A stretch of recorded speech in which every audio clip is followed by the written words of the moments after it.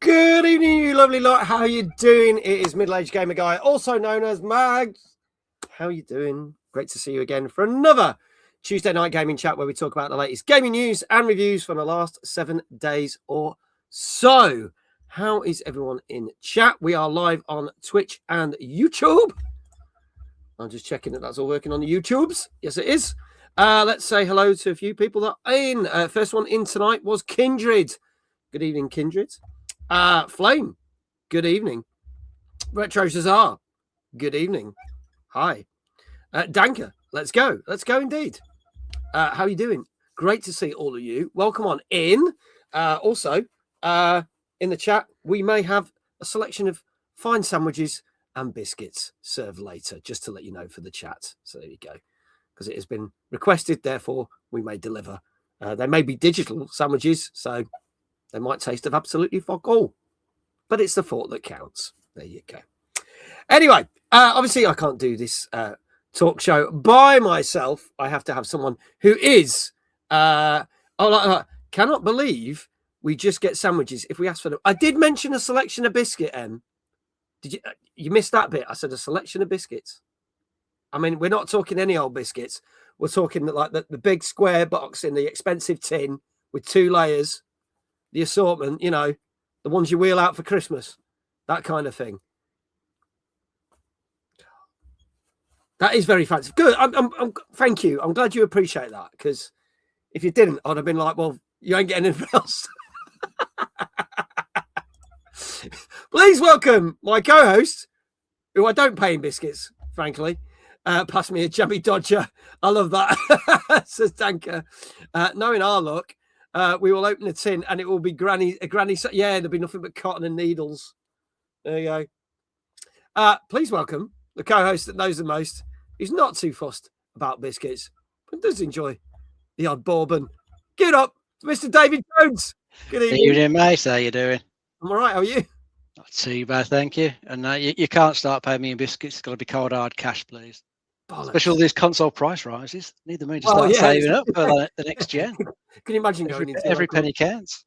Going into your local store and go, "Hi, I would like to get a PS5 for 1,500 bourbon biscuits, please." I don't think it'd quite work, but you know, could always happen in the next few years after what we talk about. How are you, Dave? Good to see you. I am good, thanks, mate. Had a busy weekend. I was out on Saturday doing the Gladiators experience with the family on Saturday, and then Sunday was a recovery day with lots of aches and pains from all the exertion Saturday.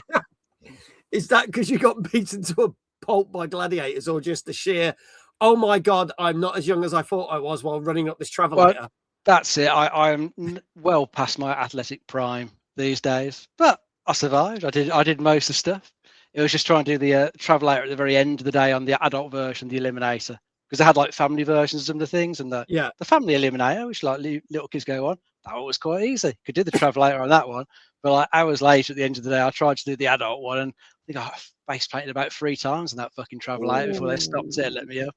But you had a helmet on, so that took most the brunt of the impact, thankfully, because the face still looks all right, I think. Tell me if it doesn't. But yeah, survived it, made it up there. Nearly died doing that. It took me about 5-10 minutes to recover afterwards from that eliminator. And then, as I say, Sunday was quite a recovery day from that. It was good fun. We had a laugh. I have kind of fond but not fond memories of when they put in a giant Fall Guys travelator at EGX in 2021, and I nearly puked after doing it 6 times. Apparently we still were no close to winning whatever it was that was in the top of the leaderboard. I think we were like 7th, and I will never do that again, because I am a lot like you, sir. I'm a lot less fitter than I was back in 2021. So there we go. So M said someone told me that game only accept ginger nuts. I mean, that's probably store policy. But there you go.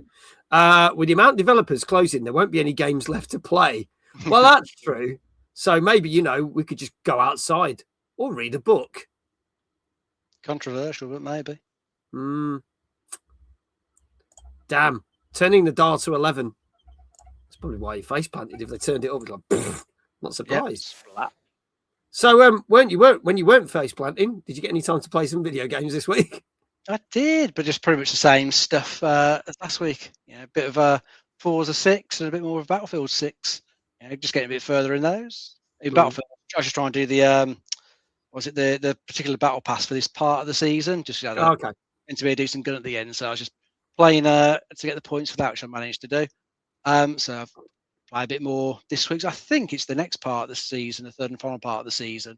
I think they're adding like a new game mode to it.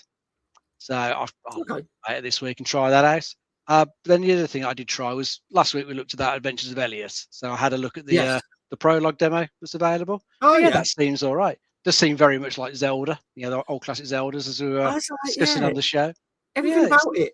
Yeah, but it looks good because that does appeal to me. It's like chopping the bushes, picking up the pots, throwing them. I was like, everything about it, apart from the chatty companions, because you didn't have that back in the old SNES Zelda. Yeah, the companions are a little bit on the chatty side. You're kind of thinking, just shut up and let me have a look around. Because like you're in the dungeons, as soon as you walk into like a room, what can we do with that switch? Just shut up and I'll work it out myself. Yeah. Just keep piping up about stuff, and you're thinking, just give me a moment, please, to try and figure it out myself. I don't need you telling me this yet. No, that's stupid. I haven't gone senile yet. I like that fact you use the word yet. Yes. Kindred said, it's when they feel sorry for you and they turn the travelator on reverse. That would be me right now. I'll do that. Iquel says, good evening, Iquel. Sorry, I think I accidentally joined Tuesday night book chat. I'm not sure how that happened. We're going to be talking about economics books, how you can help price rises stop from happening so that people can actually afford consoles. That's what we'll be talking on tonight's book club. Dave says, try playing Boxfield 2, Dave. You may need the prop. Yeah, well, so we played that last night. It was a sponsored thing. So it was celebrating the 1 year anniversary of a cute little game called Boxfield 2. Fuck me, the puzzles are harder than that. I thought it'd be like a cutesy little game, not too difficult. Jesus, I needed a degree for that. Oh no! So yeah, so you just get it down. You go too far the other way, where you could probably do with a few little helpful hints. Yeah, but the game doesn't give you anything, and then it's just like you've got to go and Google it, haven't you? I think it was 50-50 because some of them I was like, I get that straight away, and then the other half I was saying to chat, and Kindred had a guide open, and I was saying to Kindred like, yeah, I need help on this because this ain't saying it. And when he was like, oh, you need to do that and that, I was like, yeah, I probably would have never thought of that. So, still liked it though. It's funny in little places and that, but yeah. So you go. Oh, actually, that reminds me, I need to turn that off because that is probably going to pop up and say, hey, do you want to try the game? And I was like, well, we're not sponsored by them, so that needs to be turned off. I completely forgot about that. So give me 1 second as I absolutely eradicate that from existence. I have been playing. There you go, done. I have been playing more of Replaced. Hannah, good evening. How you doing? I'm like 2 levels from the end now because there's a total of 10 chapters. So I should say chapters. I thoroughly enjoyed it. There was a bit where I was a little bit worried that it was going to do the to and fro thing, like one action level and then back to the hub and doing lots of weird side quests. But it doesn't do that. It only does that twice. And then you go have quite a lot of action levels. And then it's taken me somewhere else where there's like this. I'll be honest, not all the side quests are your typical boring crap. There are a few like, oh, I need to collect like 5 comics or whatever for some guy. But then there's some really interesting ones. And I was like, oh, okay, that's not too bad. So genuinely, I think that's worked quite well how they've done it. They've balanced it out quite evenly. So a couple more levels to go. Hopefully this time next week, I'll be telling you I finished it and how much I enjoyed it. Awesome. And then on to the next one in the long backlog. Yeah, I need to get to Replace. I've still got plenty of other ones to try and get through first. I'm trying to do it in order of when I stream them, and so I'm still in March, which is really bad. But I'll be jumping into April soon, so that's how far back I am. We're almost in July, and I'm still playing games from March and April. And there's still too much good stuff coming out as well, isn't there? Oh dear God, help me! Yes. So there you go. We're going to struggle with that. So we need a guest, and this is the second time that this wonderful person has been on. I'm not going to lie, I want to say a big thank you to our guests because they stepped in last minute. We were due to have someone else in, and I dropped them a line over the weekend. I was like, guest has dropped out. You haven't been on. this year yet. Would you like to do it? And their first response was, well, I might be mashed, but I'll be here. If you know this person, then you'll know why that's so relevant. And he's laughing his head off, so I'm going to bring him on. Please welcome Jake, also known as Arkham Fan. Yeah, you're right, Bugsy and Dave. Like, sorry, I'm like so mashed right now, man. We'll let you off. Yeah, it's all right. It's all right. It's all good. Beautiful. Oh, Hello, Jake. How are you? I'm good. I'm good. I'm very, very cool right now. I am basking in how cool it is and not melting my face off. I'm all good. How are we? I think we're all right, because like literally last week we were faces melting, ears melting, Just toes, legs, just computers, everything melting. So this has been all right, I think. So far. Fingers crossed it stays cool. Kindred says he was totally mashed in peak. That was one of the streams earlier this year. Somehow we lost Danker down a giant cliff. I was like, whoops. Bye. Oh dear. Is he all right? No, he's dead. Oh, okay. Oh, Sorry. Oh no. Up to the top then. Yeah, let's continue. There you go. Me as well. So for anyone who's not familiar with you, we have posted, thank you, Ico, I was posted your links at the top of the Twitch chat. For anyone who's not familiar with your content, please do tell everyone who you are and what you do, good sir. So I'm Arkham Fan. I'm a variety streamer on Twitch. I do all the weird and wonderful stuff. I mainly stick with like Resident Evils and Castlevanias and Metroids and Paul Daniels, let's say. But like, I do all kinds of stuff. Like it's pretty much what I can say, really. Yeah, that's perfect. And you're more of a daytime streamer than an evening. It tends to be I do. Yeah. I mainly do daytimes. I do on occasion with, if I can plug as well, I do some House Flipper 2 with them. They're on their side of sponsor stream. I'm just a chaos goblin when I'm in the room with him, and he puts massage tables down, so it evens it out. Yeah, and you fingers crossed. Jake will be joining Mr. John /Odd /Penguin /Trot /Other Trots / whatever his name is these days. The man tonight for some sponsored House Flipper content. Fingers crossed. Hopefully. Which we may raid into, or we might not, depending if he started the stream or not at the time. But we'll see what happens. But so you can catch Jake tonight. I don't know what else can we say. You're going to be at Timeless as well, aren't you? Oh hell yeah, I'm going to be at Timeless. It's going to be great. So lots going on for people who are expecting Timeless updates. None tonight, but you will get some at some point this week, maybe Thursday, if I can pull my finger out and actually send all the stuff that I need to send to Jesse, so it can go on the website, because we've had a lot of stuff finally come in, so I can finally go, oh, by the way, we've got all this. And if you don't know what Timeless is, there's your link. Go get your tickets. All creator passes have now been dished out, so you can't get any more creator passes, but all tickets are still available, and there's about 50% left of the VIP tickets, but they will close in a few weeks. If you haven't got your VIP tickets, do go get them. Otherwise you may regret it, because you'll be like, I can't get a VIP ticket. We're like, yeah, that's because they've gone, because we sold out last year, so we hopefully will sell out again this year. So there you go. Right. Anything else you want to plug, Jake, or should we just crack on with it? No. I can't think of anything. That's fine. That's all good. If anything does crumble, just go, oh, by the way, this. It will happen at 3 a.m. No, Marlock be like, should have posted this. Oh, no. Where is Mags? Mags! Yeah. And then we'll put it in the Discord the next morning. Special message. Attention for everyone. ASAP. M says it's my favourite event of the year. Basically, plan your whole summer around time. Oh, bless you. That's very kind of you to say. That reminds me, a brief update about the streaming potential on Stream OS. It is possible if you use it on desktop mode, the plugin Decky Streamer isn't quite ready for game mode, but there's too much stuttering. OBS, like Kindred suggested last Tuesday, is the best way to go. But I would suggest hotkeying a start, stop, stream button, as you have to quit the game whilst live to end it. Oh. So that is, so because it's funny, I posted the clip of last week's show where I was just basically slagging off the Steam machine and said that, you know, you could get more done on a 12-year-old laptop than buying that.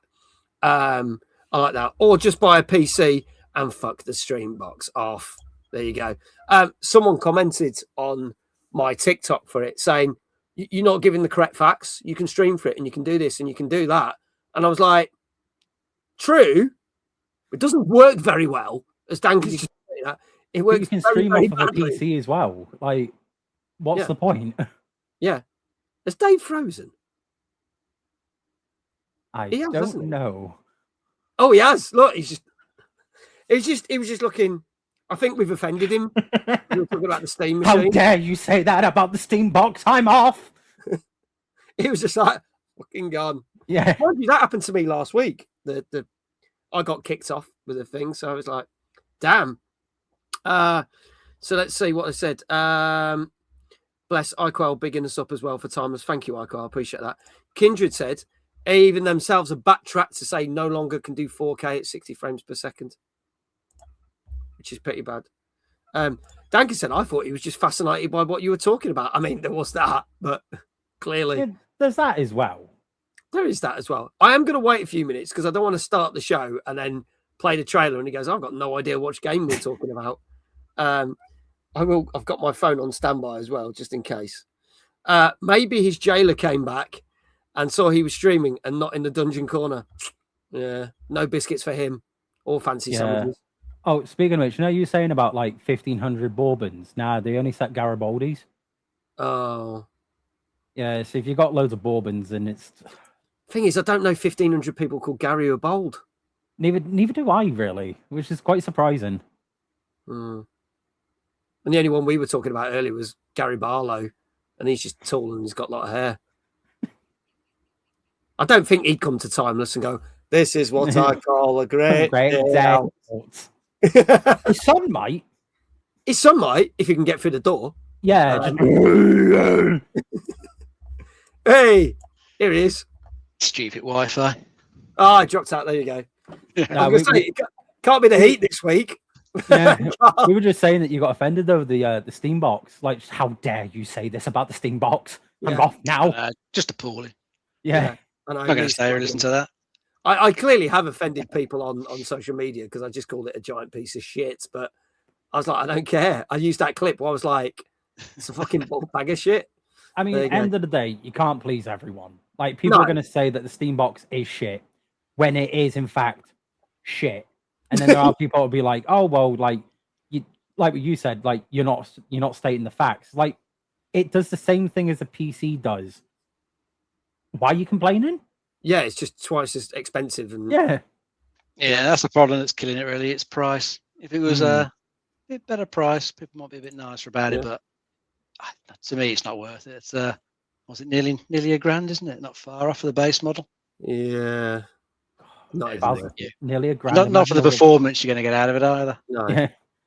For $1,000 though, you could buy like better things, like 2 pairs of River Island jeans or something, or like and a boneless meal from KFC. Like, a couple of tickets to Timeless. I still have change left over.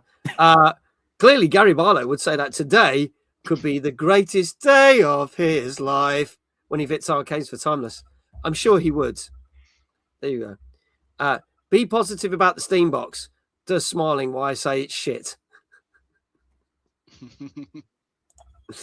Anyway, on that note, shall we start tonight's show? Yeah, let's go for it. Oh, go on then. Go on then, we might as well. Treat yourself.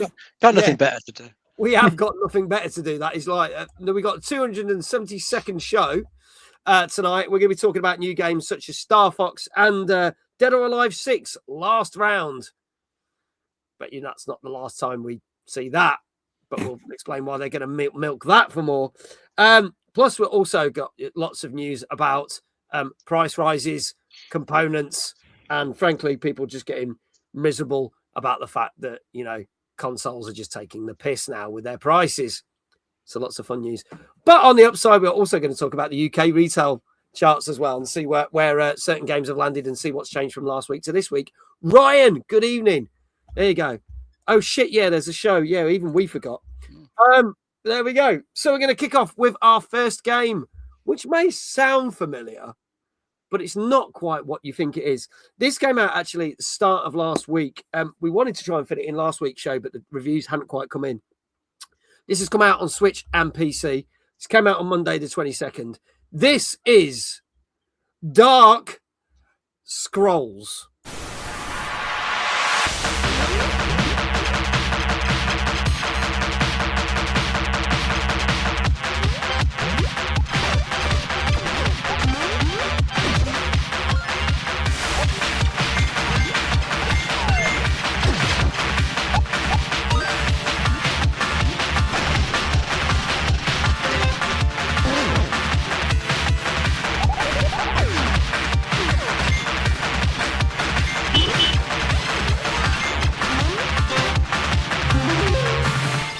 Called Hot Scrolls Darkline.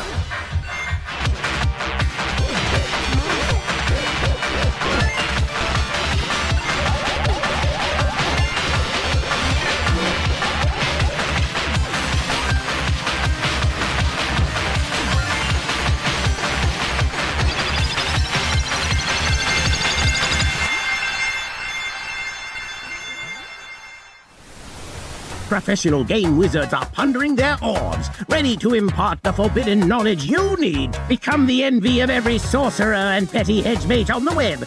And stop calling me!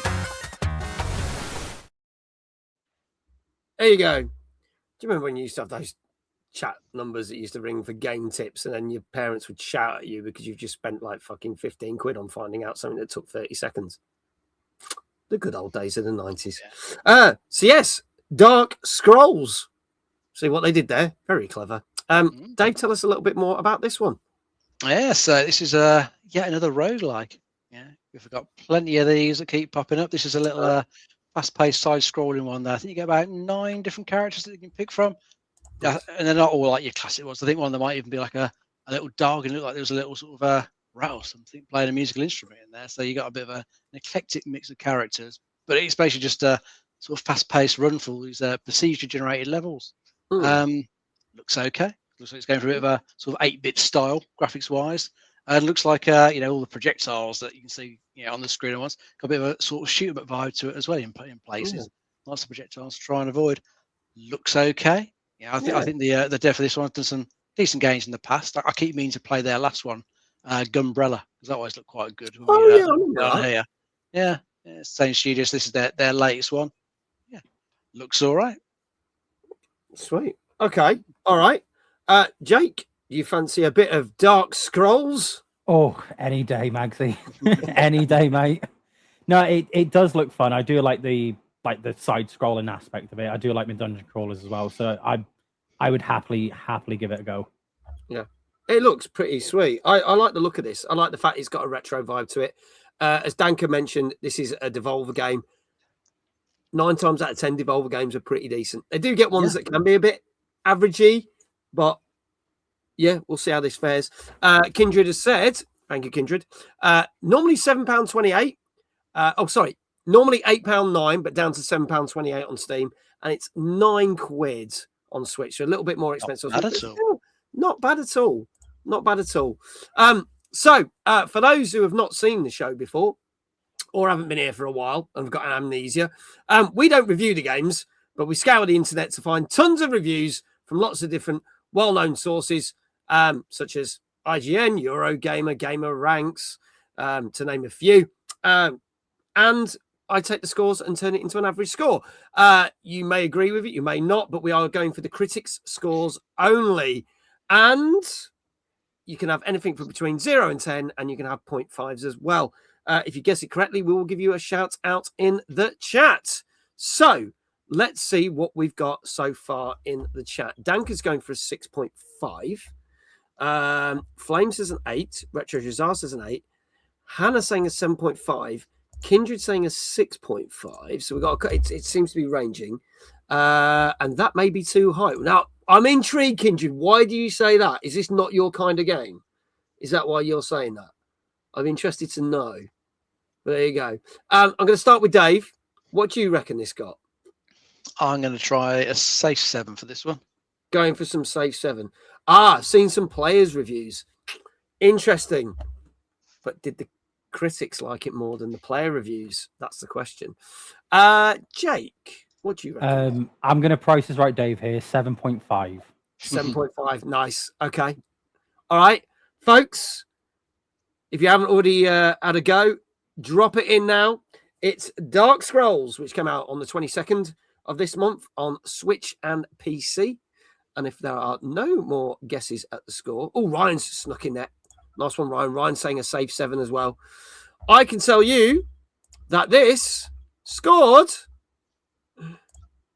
6.5.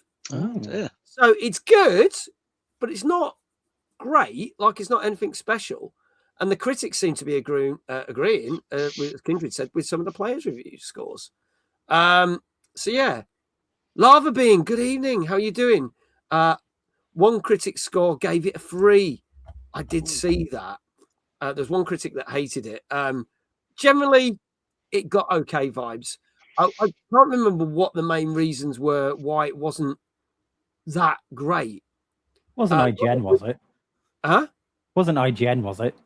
I don't know. I don't think IGN reviewed this one. But there you go. Congratulations, though, to Danker and Kindred. You got it right. Nah, IGN would have given it a 10. 3 should be reserved for shovelware. That's true, Lava Bean. But yeah, 6.5. If you like the look of it, give it a go. It might not be anything brilliant, but it's certainly is not a bad game. It's like an okay game. So there you go. Rock Muse, good evening. How you doing? Let's move on to our second game of the night. Now, this is a game we've already talking about on the show last year because it was on PC, Xbox, PlayStation. It's now got its Switch and Switch 2 release. So, how will it fare? This is our second game for tonight. This is Wanderstop. Good evening, Jesse. How you doing?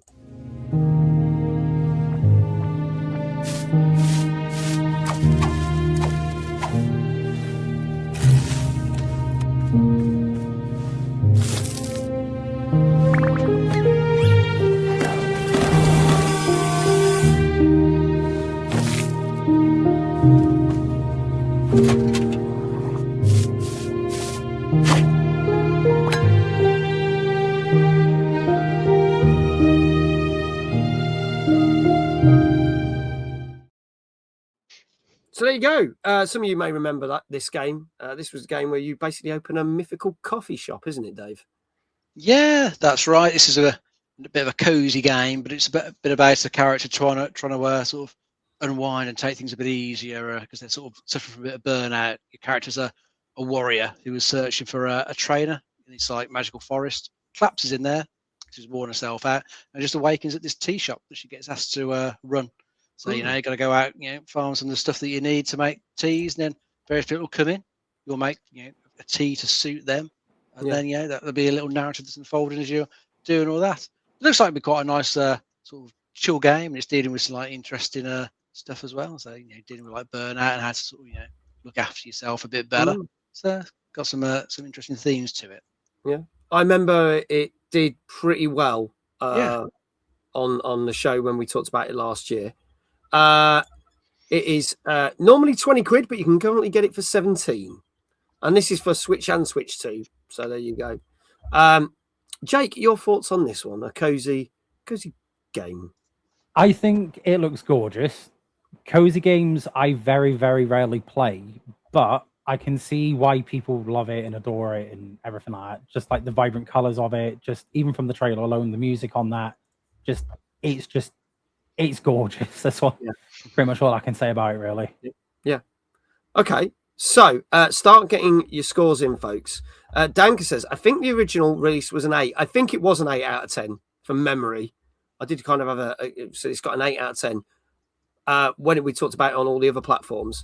So the baseline for this, Danka said, I'm going to go 7s because maybe it doesn't run as well on the Switch. We'll see. Kindred saying an 8. Rockmuse saying an 8. Hannah saying an 8. Jake, I'll start with you. What do you reckon this got? I'll probably go with Danker and say a 7. Okay, going for a 7. Some people that are going in between. Ryan with a 7.5 and Lava Bean with a 7.5. Flame saying a 7 as well. Dave, what say you? Oh, I'm going to try an 8, see if it was as good as it was before. Okay, all right, going for an 8. Folks, this is your last chance. This is Wanderstop, which came out last Tuesday on Switch and Switch 2. It's been available for over, well, almost a year now, I think, on all other platforms, but it finally gets its Switch release. If there are no other scores in the chat, I'll say that because there's always one that crops up just about the revealed scores. I can tell you that this got 6. Jesse just said an 8.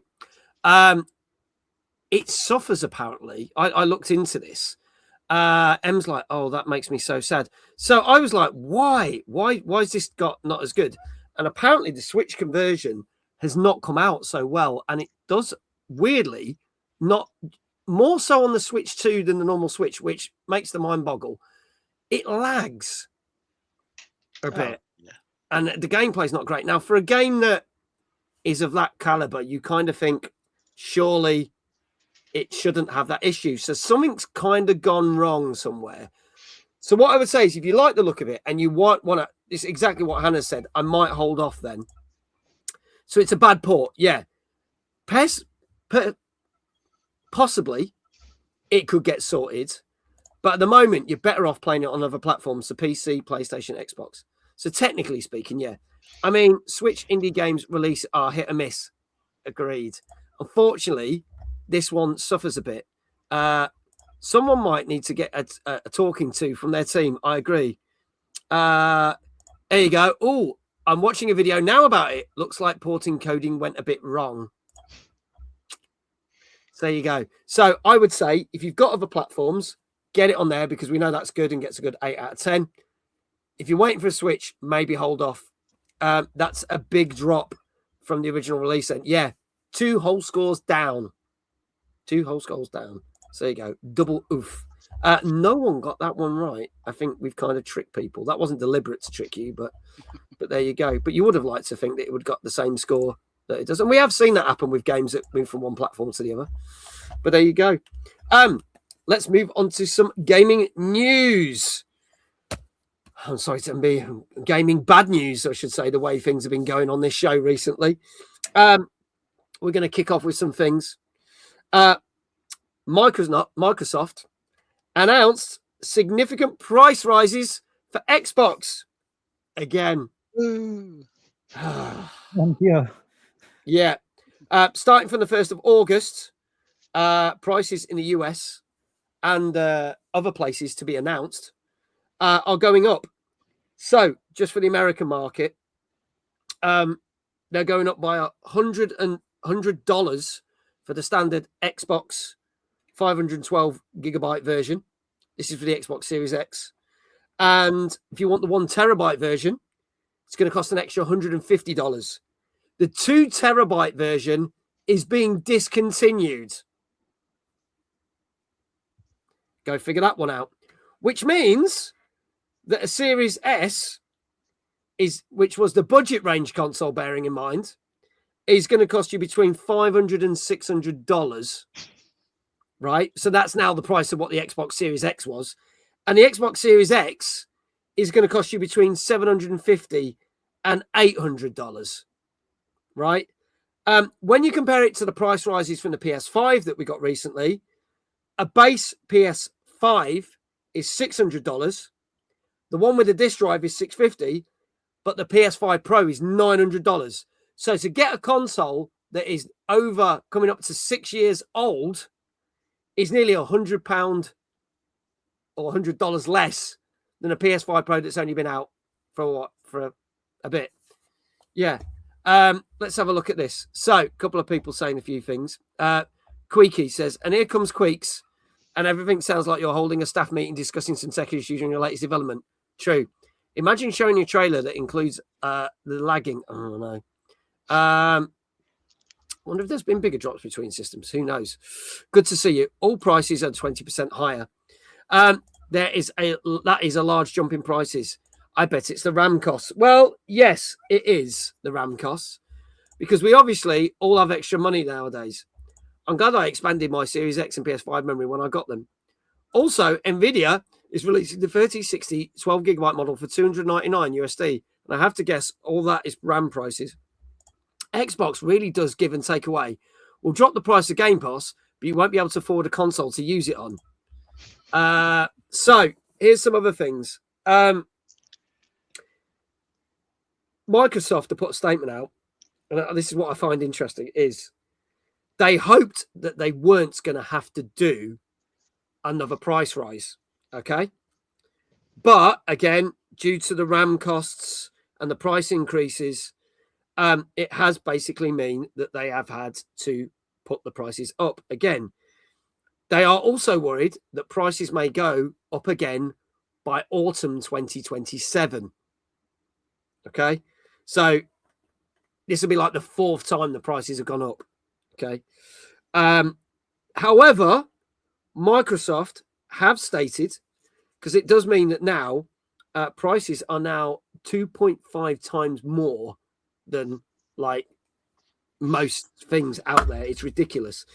But what Microsoft are saying is they were trying to work with other companies to try and keep the prices down, but it's not happened. And therefore, the only options they can offer at the moment, if you don't want to spend that money, is you can get refurbed Xbox Series S and X's from the Microsoft site. They also are doing finance options with 0% interest if you need to buy them. And they are also negotiating with other stockists to make sure that second-hand Xboxes, Series X and S, are sold at lower prices.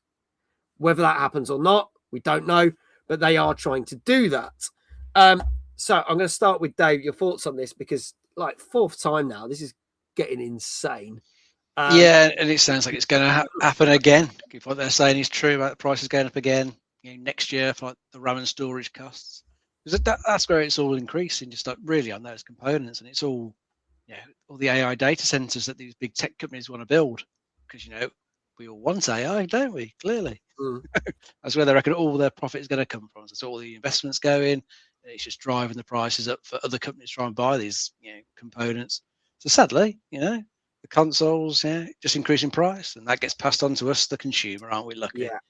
So I mean, I'm kind of lucky that I have got all the consoles and stuff at the moment. Brought them when they launched. I just got to keep my fingers crossed. None of the fucking things break. I ain't going to be able to afford to replace them. Definitely not. They'll stay broken most likely. Not a good situation, but fingers crossed. Prices will even out at some point. Maybe like towards the end of 2027, 2028, maybe. I think you hear things like there's meant to be more things coming online that make that can make more memory available. So hopefully that will happen. Hopefully prices will go back down, but just sucks at the moment, unfortunately. Yeah, it's pretty crap. We are going to talk about more instances while this is going to happen. So this is the first of 3 news stories where this whole thing's going to be affected. Firstly, hello to DJ. Good to have you here. Jenny, good evening. Welcome. Bear, also welcome on over in YouTube. Said, hey, is this an open panel? Feel free to put in the chat, and I'll if your point is relevant to what we're discussing, we'll chuck that in for you. But thank you for being here. Lava Being says, at least it's just affecting hobby entertainment products and not healthcare and medicine. It isn't affecting healthcare, right? Well, not in this country at the moment, but I don't know about other countries. You're welcome. No worries. We're just talking about the fact that the Xbox price rises are kicking in the States as from the 1st of August, and the fact that it's probably going to happen around other countries as well. So there you go. Jake, any thoughts on this? Because it is getting crazy to play a console. When you think that a PS5 and an Xbox Series X were both about 500 quid or less at the launch in October, November of 2020. Yeah. And now here we are, and they're getting closer to what that bloody fucking useless Steam fucking box is costing. What, the thing that looks like a PC that runs like shite? Yes. I think the price hikes are a bit. They're getting a bit ridiculous now. I understand that. Yes, they've tried to sort of like deal with all sort of options. And their only sort of option now is to hike up the price. It's ridiculous. Yeah. Like I'm with Dave on this as well. Like I've got like my PS5, I've got my Switch, I've got an Xbox collecting dust somewhere, but that's I'm mainly a PS5 kind of gal. That's but like I'm hoping that they don't break, like, because I won't be able to replace them at any given point. It's just ridiculous, just the amount of money that it's hiking up by, and I don't get how people can just like I don't get how people can accept it, really. Yeah. No, I know. And its thing is, if it keeps going up, it's going to be crazy. We're going to talk about like the effects of all this going up later in one of the other news stories, but it's pretty horrible that to think that, you know, most generations console prices go down, and this isn't happening as yet.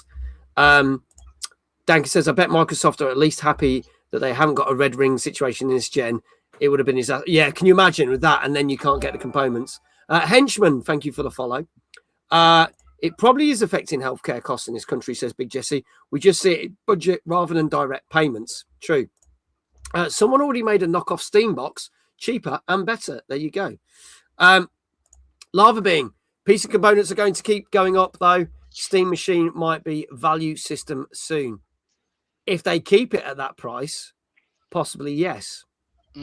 That does depend, doesn't it? Because I don't think Valve's got much buying power, so they won't have much stock. I mean, keep buying it as they need it. I wouldn't be able to justify that price for a paperweight. Just couldn't do it. Most expensive paperweight. Yeah. Henchman says, I have a great idea for a horror game. Go for it. Why not? Why not? So yeah, we will report back to you with more news a little bit later on about these price hikes and how it's affecting other things a little bit later on the show. Now, let's talk about another game port coming to Switch, but this time Switch 2 only. This game's a little bit older as well. This came out on Tuesday on Switch 2, and this is Devil May Cry 5, the Devil Hunter Edition. Let's have a look at the trailer for this.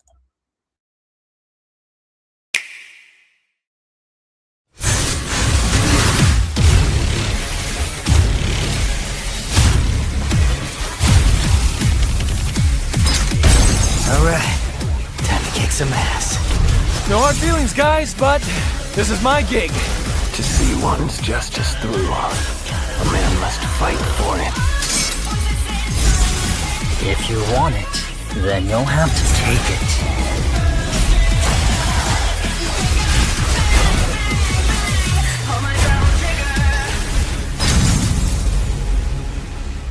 I'm putting a stop to this sibling rivalry. I have a duty to see this through. What's happening now? Oh God, I thought it was over. This isn't good. It has begun. I will give you despair and death.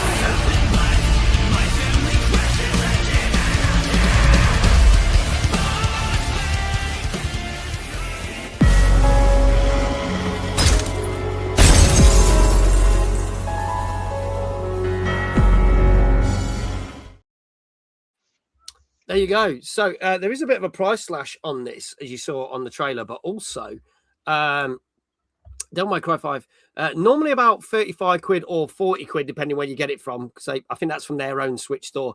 But you can get it for £26.24 currently. That's the cheapest you can get it there. Or I think if it's 40 quid, you can get it for 30 if you just do it on the Nintendo store, and that's up until July.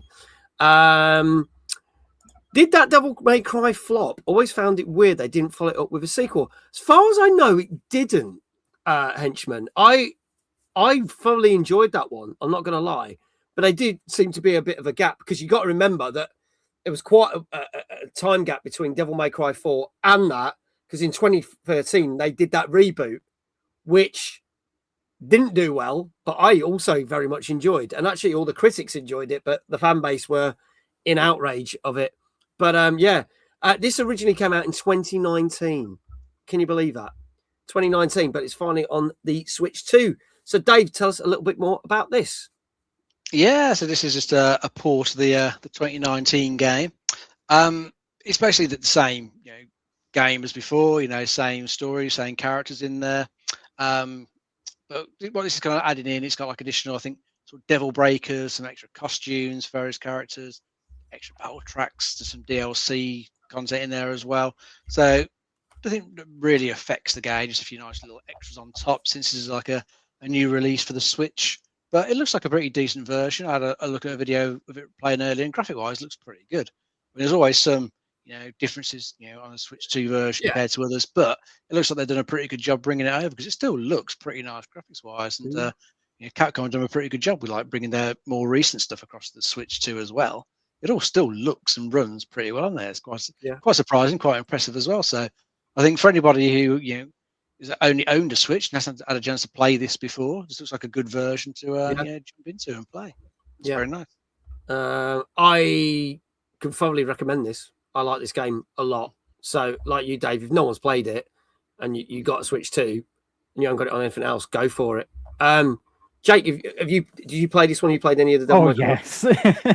I pre-ordered it. I think I've got all the Devil May Cry games now, apart from the mobile one. And I do have the remake. But yeah, Devil May Cry 5, absolutely amazing. Like, just the voice act, like the voice actors on it, the motion cap, all the DLC that comes with it is just phenomenal. Yeah, I'm with you on it. I would 100% recommend this to everyone.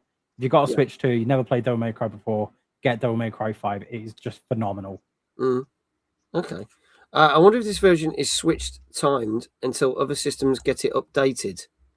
Honestly, don't know. Or this is just the bundle they're doing for Switch 2 because it's been out on other platforms for a while now. I'm sure I played one of the early DMCs. I know I have. The music rocks. Yes, the music rocks. I'm sure Switch 2 owners would love older and last-gen games. Well, that's what they seem to be doing. They're piping out. I think like Liza P is coming to the Switch 2, which is obviously quite a few years old now. Great game, but it's coming to Switch 2. And that's what a lot of the last of the Nintendo Direct was a lot of back catalog. So many ports. Yeah, which is not necessarily a bad thing, but if you're someone like us three on screen that have got a lot of the consoles, you're going to have those games already. So it's a bit irrelevant. But if you have mainly been on the Switch, you're going to get to play some fantastic games you never got to play before. So there is an upside to it. So I get why they do it. Let's see what scores. For those who've just joined in, if you're wondering what all the scores are in chat, we don't review the games, but we look at what the critics said. Try and guess the scores that the critics said. You can anything from 0 to 10, and you can have 0.5s as well. If you get it right, we'll give you a shout out in the chat. So starting with Kindred, 8.5. Danker, 8.5. Hannah, 8. Lava Bing, 8. JL, good evening, buddy. 8. Flame, 7. Dave is here. Says, just dropping in to cover all my bases. 1, boo Dave. 2, Jake is smell. 3, Mag doesn't scour the internet. He uses the first Google review link he finds. Firstly, don't use Google, because I use Bing, because I'm a Microsoft bitch. Hey. Someone's got to use it, haven't they? I suppose. Someone's got to use it. It's keep that fucking thing going. Someone's got to have a hobby. All the time. 5, go home, rock muse. That's a new catchphrase now. And 6, fucking love Devil May Cry. 8 out of 10. There you go. Jenny says a 9. Retro Jazar says an 8. Oh, can we also get a shout out for Dave, because it's his last night of Community Member of the Month. Thank fuck for that. Oh, thank God. Oh, dang. I'm going to lurk. Sweden's match starts. Good luck. Good luck, Queeky. Hope they do well. Chloe, good evening. How you doing?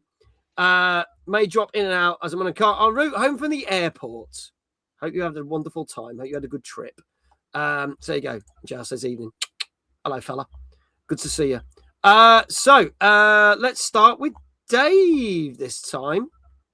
Here you go. I'm going to try, I think, an 8 for this one. An 8 out of 10. Okay. Jake? I'm going to say an 8 as well. Okay, go for an 8. I hope we get another upset like last night, but I think France will be safe.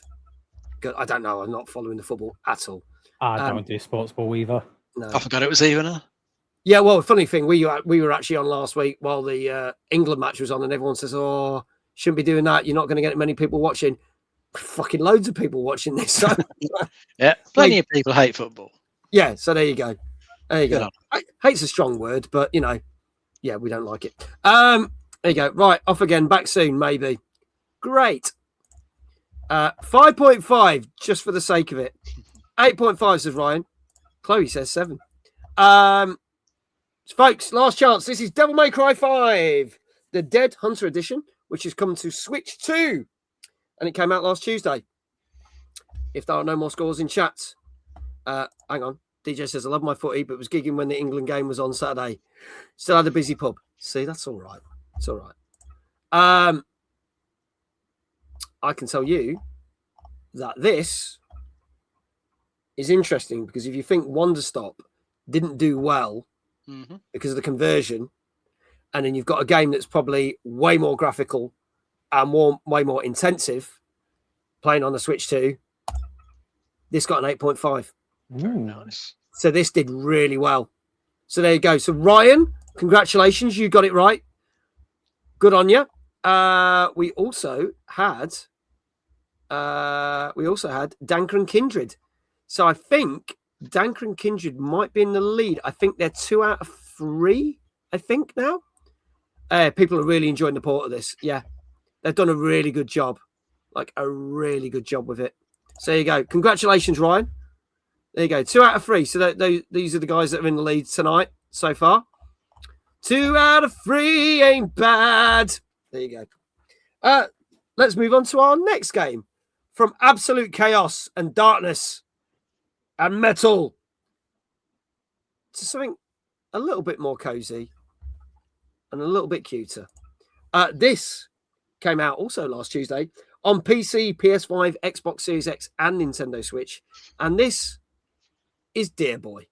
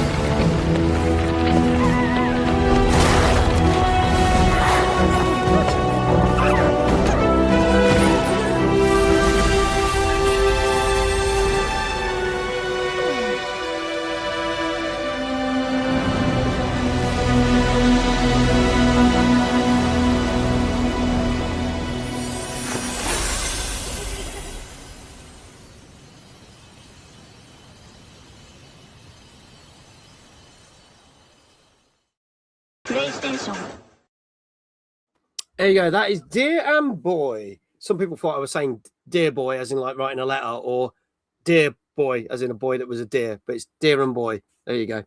That came out last Tuesday on pretty much all the platforms: PC, PS5, Xbox Series XS, and Switch. Quickman, good evening. How are you? Had fun playing Evo, playing fighting games all over the weekend. Hope you had a good time. So yeah, this is one that got announced. I'm sure it was last year we saw this announced on one of the many showcases, and it stood out. And then we've not heard much about it. And then it's just, boom, it's out, it's there. So Dave, tell us a little bit more about this one.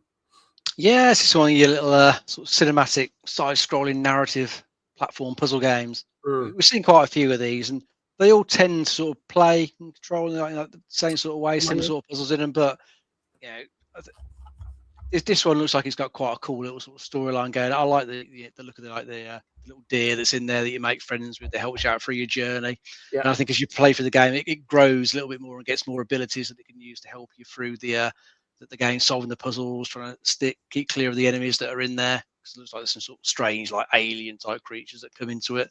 Looking at what was in the trailer, but I think it looks pretty decent. And whilst a lot of these do end up playing the same, they're usually not particularly long. So they usually don't overstay their welcome. So I usually think it's quite good to throw on for a couple of weekend afternoons to play through and just enjoy the little story that's going on in there. Definitely looks good to me. That I would play. I do like these types of games. Yeah, it looks really good, and this is right on my street because I like games like this. So, oh yeah, stuff like again, Planet Alana 2, on that sort of lines. Someone mentioned Ori and the Blind Forest, which I think was Quickman. Yeah, Quickman's an Ori vibe. So things like that, I'm a sucker for. So I'd like to try this. I just didn't realize this was coming out. Yeah, because actually on the original game list I had, this wasn't listed to release, and it was only in the last week that I saw that it was coming out, which is bizarre. Jake, your thoughts on this? Again, it looks gorgeous. Like, from watching the trailer, again, the music that's come from it, and just the fact that it looks like it becomes a taser at some point as well, which, not gonna lie, I kind of like. But yeah, the side-scrolling like puzzle sort of aspect of it, it kind of reminds me a little bit of like Little Nightmares and like those sort of games as well. Which, not gonna lie, I do enjoy those games as well. So I'd happily give this a go at some point. Okay, all right. You go 4.5 hours tends to be the competition completion length. Sorry, I totally read that wrong. The completion length. Did we get prices for this? I don't think Kindred's posted. I don't think so. No, that's all right. We can. Oh, look at that! As I said, he does it. You top magician. Look at that. So on PC, it's normally 18 quid. It's down to 16.19. Xbox is normally £15.6. It's down from 16.74. PlayStation is normally 16 quid. It's 14.39. And Switch is normally 18 quid, but it's down to 16.19. So actually, cheapest on PlayStation right now, if you want to check it out. Let's see what people are saying with the scores.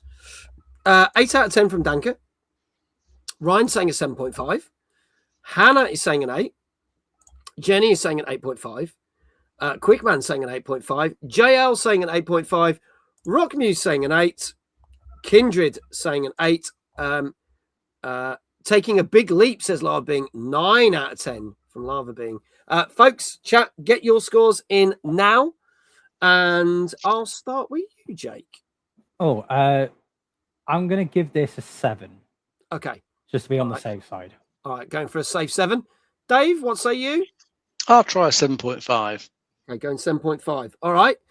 Retro Shazar saying an 8. Flame saying an 8. Any more for any more, folks? This is Dear and Boy, which came out last Tuesday on PC, PS5, Xbox Series X and S, and Switch. I typed prices out twice and hit the wrong button. I had to type it out again on a notepad. Oh, bless you. Bless you. Thank you for doing that, Kindred. Greatly appreciate it. If there are no other scores in chat, I can reveal that this got... Brace yourself. 7.5. Ooh. Well done, Dave. Thank you. Right. Well done. So it's decent. Maybe not quite as dizzy heights as some of the other games similar in the genre, but certainly decent. Diva, hello. I think Diva's another person who's on holiday still. I hope you're having a great holiday. Thank you for tuning in. I don't think anyone in chat said 7.5. I think they'll... Oh, Ryan did. Congratulations, Ryan. Ryan got it right. So Ryan is now 2 for 4. And I believe Kindred and Danka are also 2 for 4. So we've got 3 people with that now. Don't forget, Dave's got it right. You can do exclamation Dave in the chat because he got it right. And for those who don't know, Dave is not a streamer. Therefore, we have to do a shout out in a different way. How would you like that shout out, Dave? Let's start with the knee cracker, shall we? Just in case I don't get any more right. Going for the knee cracker. Always looks forward to this one. He's liking this more than he is the spinning on the chair. So here we go. Right. Slowly kind of limber up. Ready? Here we go. 3, 2, 1. Oh, it didn't happen. Oh dear, that's disappointing. Oh, sorry, mate. It happens. Things happen. But anyway, see if I can get back up. 3, 2, 1. Dave! Well done. Sorry if we've shortchanged you, chat. We normally like a good knee cracking. I oiled them this week, yes. There you go. Some WD-40 on there. I know. Have we talked Dead or Alive 6 yet? No. Simple answer. We're going to talk about it later. So don't worry. So save any opinions on that till later. There you go. That's because I limbered up. Maybe I shouldn't have limbered up. Maybe I should have limboed. My knees crack too much for being 26. Well, I'm 20 years older than that. Oh, you don't look it. Oh, you don't look it. Oh, you know how to flatter a man. Thank you. Oh, it's the first time I've ever done that in a while, so I'm a bit rusty. My knees are fooked and I'm 48, says Kindred. Oh, yeah. News knees cost 20% more due to RAM prices. Oh, the perks. Great. I love that. I absolutely love that. Diva says, I am having a great holiday. Thanksies. I'm back Friday. Well, enjoy your last couple of days. Have an amazing time. How are you all doing? We're doing pretty good. Thank you. It's not as hot as it was last week. It's actually all right. But I hope you're having an amazing time out on your holidays.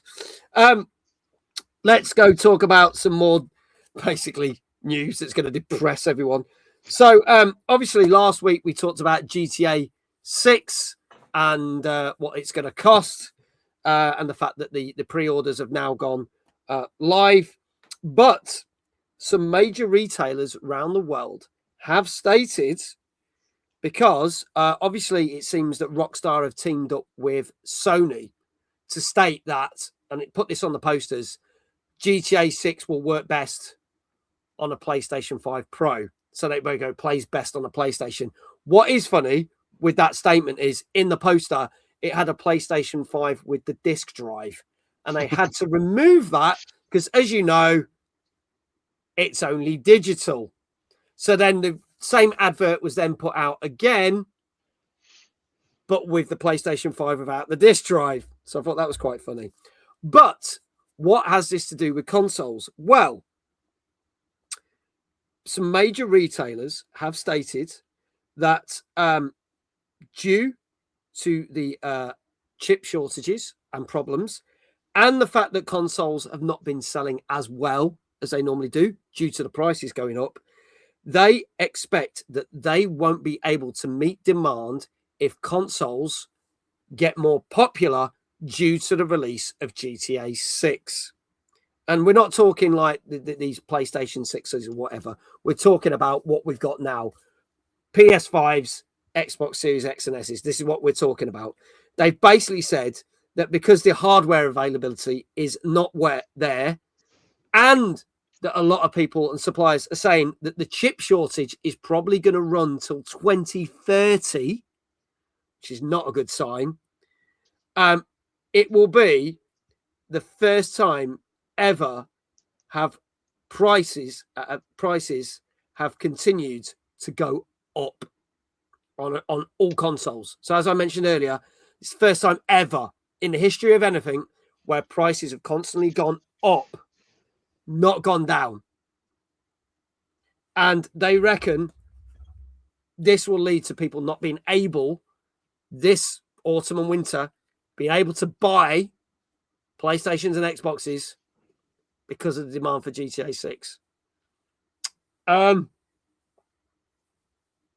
mean, I get the feeling that GTA people also, you would probably have the problem that you might be able to get a console and then you might find out you might not be able to get a copy of GTA 6 because, as someone stated, the digital release has sold out. So why would you pre-order a digital code this early, as it's not like it's going to sell out? To be fair, I'd need like 35 discs, like it's Rise of the Robots on Amiga. Yeah, GTA sales are underperforming due to lack of consoles. So that's the other thing. If people haven't got those consoles and they're still on PS4 and Xbox One, why bother pre-ordering it if you know you haven't got the machine, which is a very good point. There you go. Consoles aren't selling. Why? High price. Raise the price more. Exactly. So yeah, it's an interesting one because obviously GTA 6 is the most hyped and talked about game of definitely this generation of consoles. Let's face it. And highly likely that Rockstar will deliver on this and it will get rave reviews and it will sell millions, if not billions. Oh, yeah, definitely. But if people can't get their hands on the consoles to play it, is that going to have an effect on this? What do we think? And I'll get chat to get their opinions as well. I mean, there's a good number of these consoles out there already. So there's probably a good number of the people who already own them that are going to pre-order this. Because you say it's massively hyped. So it's going to do well at launch, no question about that. But I suppose it could slow down a bit if there is more demand than supply for the actual consoles that can run it. Because, with all these bloody high prices and, it will slow down the console sales. So, companies will produce less. So it's just one of those awkward things, isn't it? Yeah. Mm. We're just kind of stuck with the way these prices are going. People can't always afford these things. So probably will slow it down. But, I suppose as we see in the long run, GTA 5 is still selling. It is. We talked about this last week. It's still selling. There's every chance GTA 6 will, just continue to sell for years and years after this. Yeah. So when prices perhaps come down, hopefully, fingers crossed, people then get it. And I think this is the thing because we've seen it popping in and out of the charts for all the platforms that it's on. And you know what? We're coming up to 13, 14 years now of GTA 5, and it's still in the charts here and there. Yeah. Not saying like it's in the top 10, but people are loving it. They're bringing out we talked about this, they're bringing out a new heist. There was new content coming for GTA 5. The fact that they've done the whole thing we talked about last week, that you can get your versions from Xbox One and PS4 if you own the copies, free upgrades. So for people who've got those consoles and get free upgrades, so they haven't got to buy GTA 5 for the 7th time, that's cool. But, it could have a big knock-on effect. And this is the thing. We know we're not getting a PC version. A couple of people said, well, maybe they'll start working on the Switch 2 port. Maybe they'll start working on the PC version sooner than originally planned, because there's no given thing about what's going on with the PC. So Kindred saying GTA 5 role player will be done until PC won't be done, I guess. PC and multiplayer release. I read something the 5 release will only allow under 10 creators to get access to it, and then stagger allowing more people onto the role play. So they're going to stagger people into the new stuff. Free upgrades for re-releases are great. This is foreshadowing for a later topic. There you go. I think I'll just repeat my GTA 5 strategy of buying it like 3 years after launch. JL was mentioning also, said if pre-orders aren't going to contain the discs, then what will they include physically? Unless you'll have proud owner of an empty box. Well, we stated this. You don't even get a disc. There is no such thing. Code in a box. A complete waste of plastic. We had a whole discussion last week, quite a heated discussion, especially by me. The fact that it's not a proper physical release. They're calling it a physical release, but it's not a physical release. Oh, yeah. I'll just borrow someone's copy. Oh, wait, I can't. Exactly. Jake, your thoughts on this? Do we actually think that it's going to be a chicken and egg scenario? GTA 6, which is the most hyped game for this year, is going to cause people to try and run out and get more consoles, but then we're going to be a lack of consoles. But then it's going to circle around that, but due to the lack of consoles, it's not going to sell as well. I mean, end of the day, there's going to be like that with any game, the way that I see it anyway. Yeah. But like you said, GTA 6 being the most hyped game of this year, I don't even know how to explain it. It's just I don't even know. I'm just baffled by it. I'm just sorry. I'm generally just baffled by the fact that it's not even a physical release either. I know. Why? Like what Dave said, it's wasting plastic at the end of the day. You're going to be a proud owner of a very flimsy plastic case and a bit of paper inside that had the discount code on it. But yeah, It's with GTA 6 being announced and everything, it's going to have loads of people going out, like you said, to buy more consoles. But on the flip side of it, if people aren't going to get like the consoles and stuff like that, it's just it's baffling the way that I see it. I totally agree. Kindred says, and this is an interesting point of view, or is it the company saying this for hype and to sell more consoles when they actually do have enough to go round? Because as we talked about, the consoles are not selling as well. So that could be interesting, because if you're creating this thing of, oh shit, we're not going to have consoles, it's the whole thing of like, oh, there's a petrol crisis when there's not a petrol crisis. Don't buy petrol. Everyone goes buys fucking petrol. Oh shit, we're going to be short of toilet rolls. Everyone goes and buys fucking toilet rolls. They could be using that as a strategy, going, shit, we're not going to have consoles. If you need them, you got to better buy them now, to try and make up for the shortfall of how shit they're selling this year. That might not be the case, but that is potentially a strategy that could work. I understand why they aren't doing a physical release. What irks me is pretending to do one and going, no, we're totally doing physical. Just own it, you cowards. You're going to sell 100 million units. Also, why would you buy it at a physical store if you can? Just buy the code online and download it at midnight. Yeah. So actually, physical stores, I think they're going to suffer as well. So stores are going to be selling this and buying them in. And if I was that, I'd be like, why the fuck would I go to a game store to buy a copy of this when I could just download it? Which is right. Whereas if there was a limited edition or a normal version of a game and I can get a physical, for instance, we're going to talk about this in a bit, I'd rather go to the store and buy that or order it, and get that. The mind boggles. Danker, and may never be a physical for the foreseeable future. True. Tompa, good evening. Good to see you. Some people justify the cost knowing that they can sell it in the future. Good point. Rumors are the real physical comes out mid-December, just in time for Xmas. I'll be honest, that would be too late for the December market. Anything that needs to come out for Christmas, ironically, needs to be out by mid-November at the latest. That's why we tend to get September, October, November. And that's why game releases stop mid-December. So we get the odd one or two, like, the Indiana Jones game 2 years ago came out the first week of December. It's why we stopped doing TNGC, because there's no games to talk about. We do the Christmas special, and then we have 2 weeks off. And then we do 2 weeks of, games that are going to come out this year, because there's a whole month where there's no game releases. So I think it'd be stupid of Rockstar to go, hey, we're going to launch this mid-December, because no one's going to fucking buy it then, because everyone would have already pre-bought it, ready for the Christmas presents. So yeah, it would just piss a load of people off who've brought the download code, who would have really loved the physical. Yeah, and they'd be like, well, why couldn't you just tell us that? We would have just waited a couple of weeks. You can imagine some sport brats get their nice Christmas present of GTA 5 in a box, open it with a code, and they go, fuck you, Grandma! I could have got the fucking physical one! Throw it back in their face, and Christmas is ruined. And everyone goes home. But you can see that happening. Traumatized.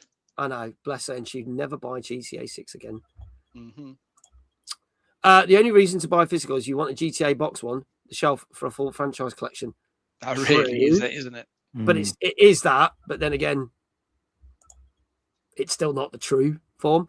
Yakuza Remaster Collection from PS4 did a neat thing where they gave you a PS3 box for Yakuza 5 because they never came out physically originally because of the full collection. See, I like that. I like that. Sega and RGG did that. There are some places not selling physical copies as they refuse to stock empty boxes. I've heard that as well. Is there any official statement about why they are doing the whole code in a box thing? There hasn't been, but some of the rumors are like, there's one rumor saying like they're probably doing it so there's no second-hand market for it. Yeah. And another good reason might be so that it can't slip out early. Because it happened to, was it the last Assassin's Creed, didn't it? Popped out like a month or more early. Yeah. Street day got broken. And Rockstar probably don't want that. Although, why there's no way they can like block the disc from just running on a console, I don't know, because you can block a digital release from running. Yeah.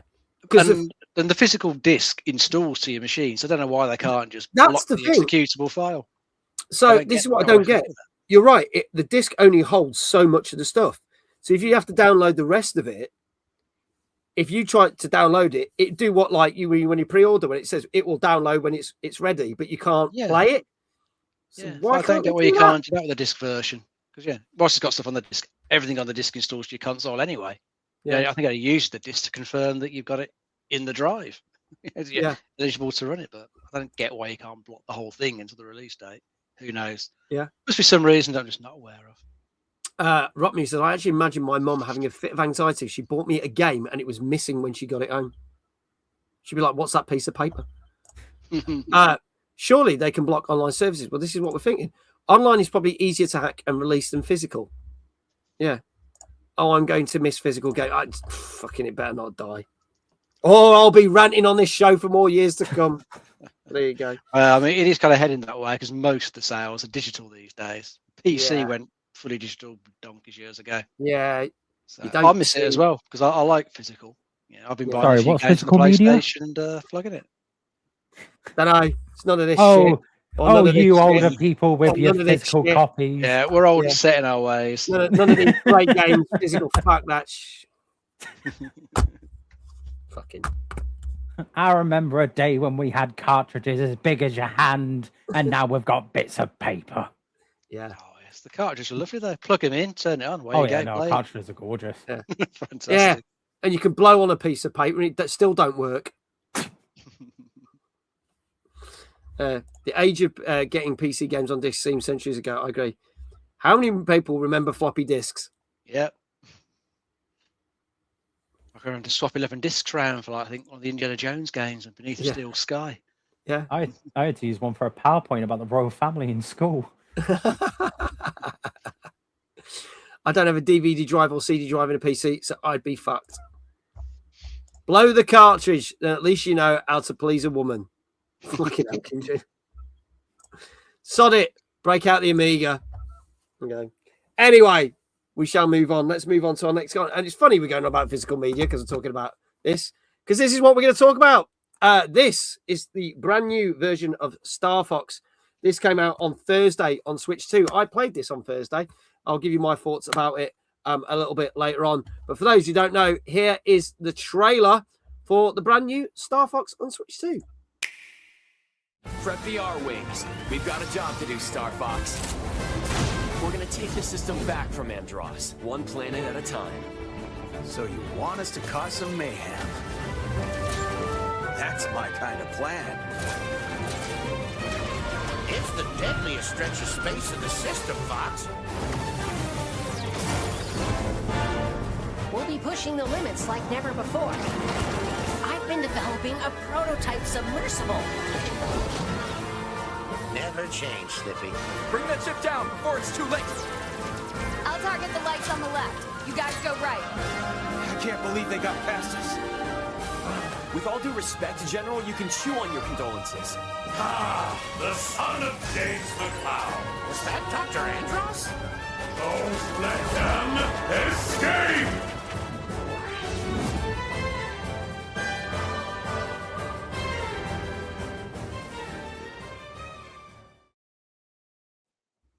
There you go. Star Fox, currently 42 quid.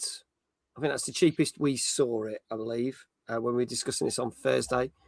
So, yeah, this is the brand new Star Fox, but technically it's not new, but it also is. Dave will explain why.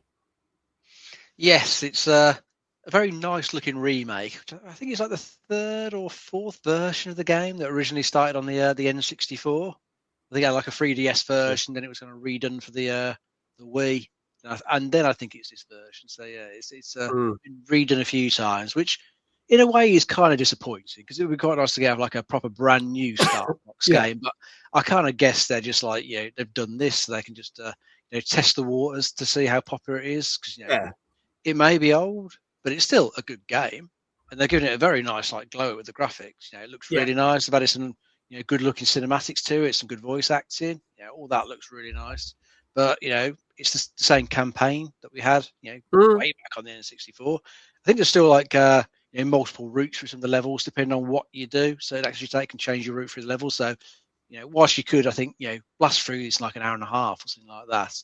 It's got the replayability to go back through, try and do different routes. The levels will open up, different planets and other places that you'll visit on the route to the finale. So it's got the replayability there, and I think they've added some extra challenge modes in. Yeah, you can replay campaign levels with extra challenges to do, and there's a battle mode in there as well for 4v4 multiplayer, which I think is online and local.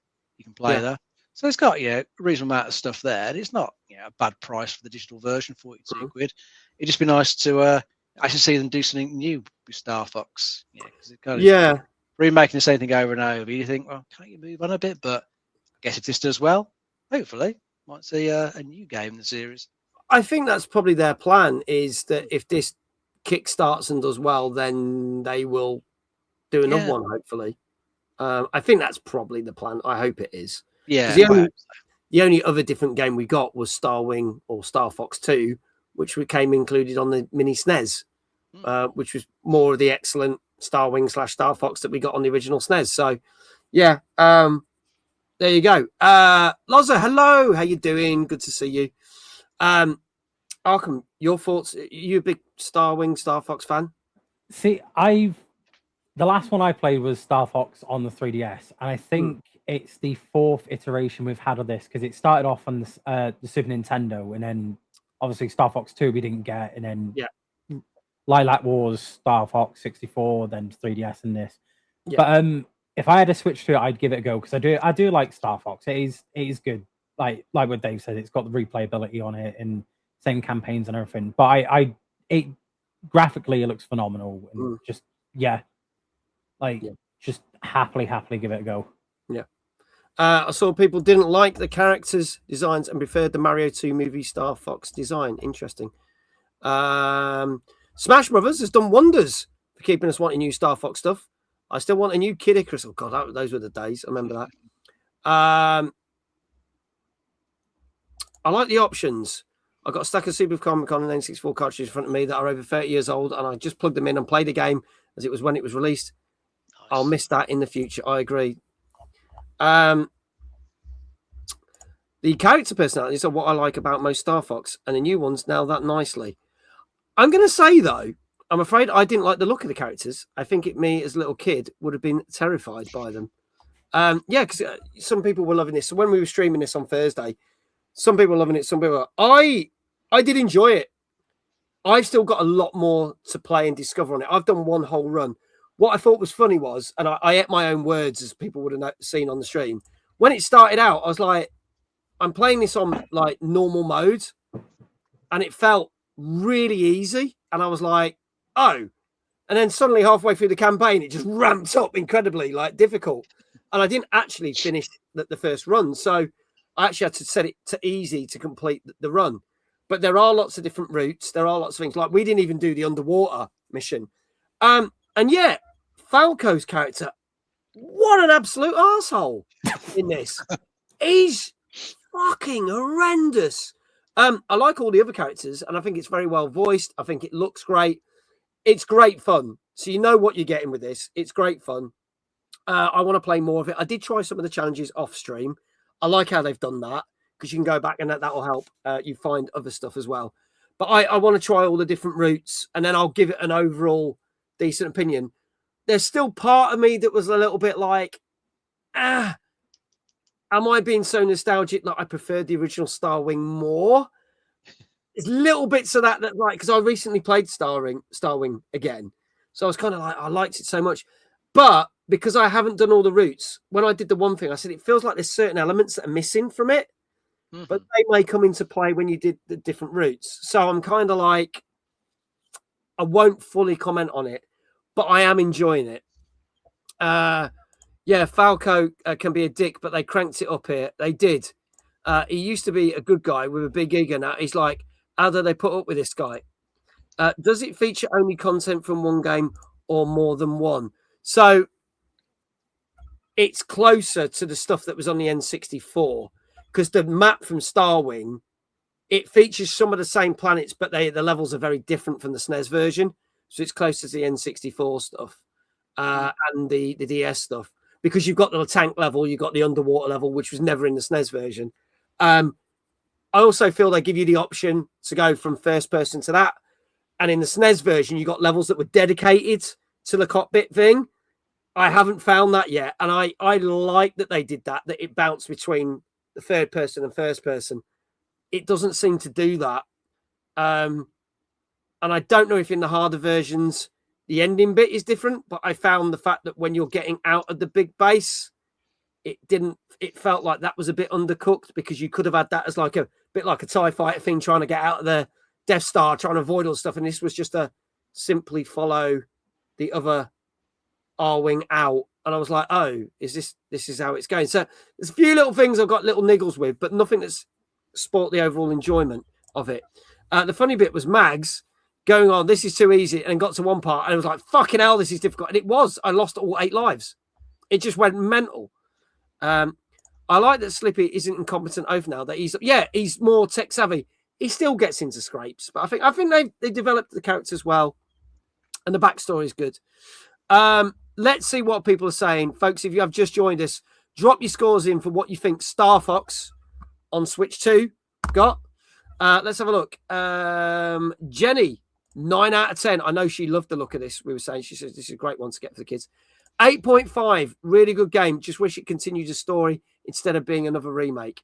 iQuell, I'm playing this now. Bit stuck on Venom 2. Loving it though, 9 out of 10. Kindred, 8 out of 10.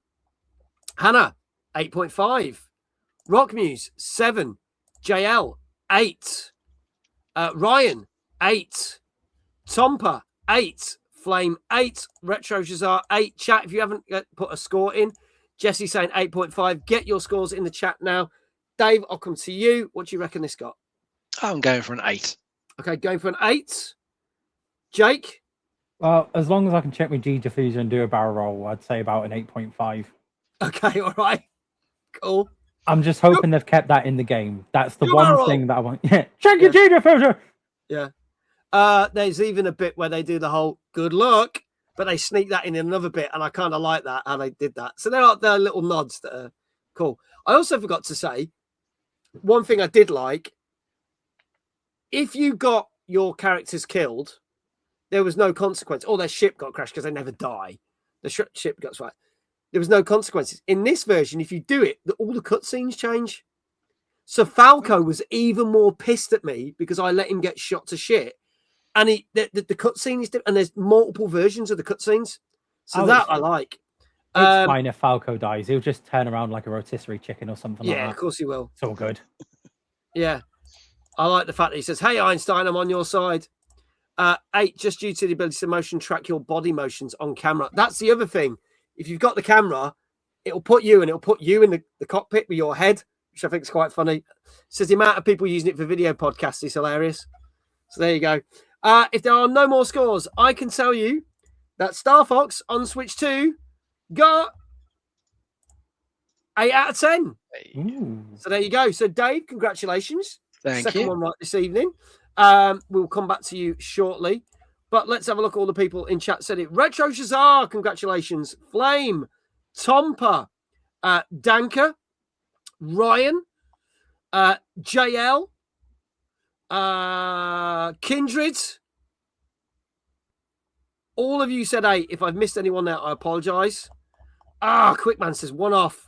So close. But yeah, and some of you were very close with a 0.5 off, like Jake and Jesse and a few others. So congratulations. We're going to get a shout out for all those in the chat. Dave, how would you like your second shout out? You can do some spinning on your chair, mate. Spinning on the chair. Hannah says, I've been 0.5 out off all evening. Damn. Okay, here we go.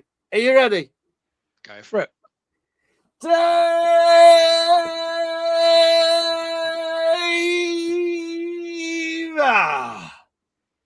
Very nice. Thank you. And he stuck the landing. That's gold for Mags. I'm now going to do a barrel roll. Check your G diffuser first, man. Jeez. There you go. Congratulations to everyone who got that right. Let's move on to our final news story of the night. And we are continuing the whole thing about this chip shortage and the prices going up and everything. But this time, we've talked about Xbox. We've talked about how GTA 6 may affect it. now going to talk about it from Sony's point of view, because the president of Sony was in a press conference and he was asked about the fact that the prices are going up on consoles in general.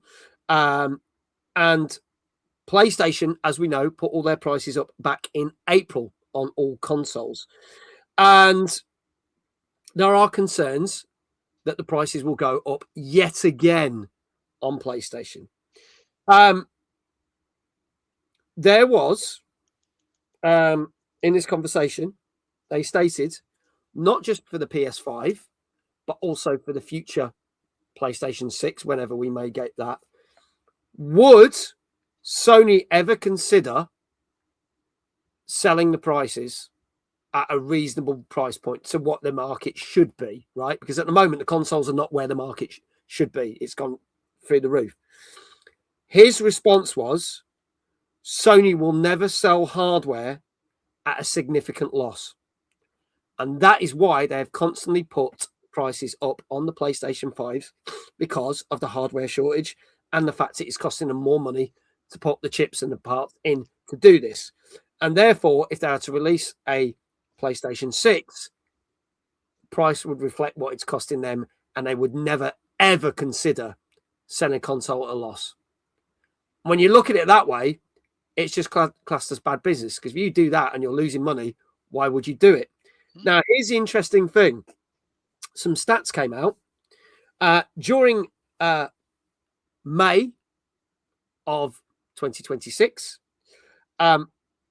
PlayStation was units were down sales-wise 58%.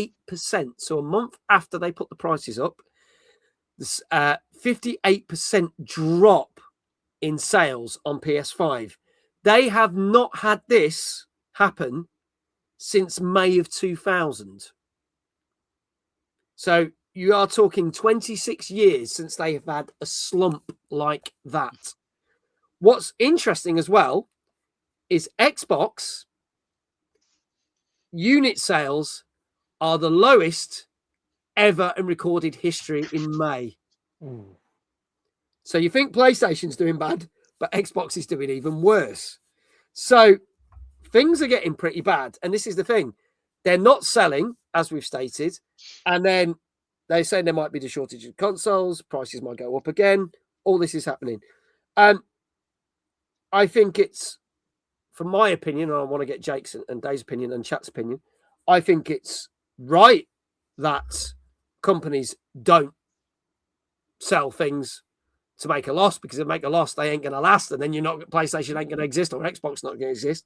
I know it's infuriating, but it's just bad business sense to sell things at a loss in this kind of scenario. But it does make me wonder what's going to happen when we do get to a PlayStation 6, because all these people are going on about, oh God, are we going to hit the peak of £1,000 console? That could happen. If they're saying we are going to have chip shortages until 2030, allegedly, that's not good. And it's going to get it more or less affordable for people to want to game and play consoles on the latest machines. Dave, I'll start with you. Your thoughts on this, and I'll bring up some stuff from the chat as well.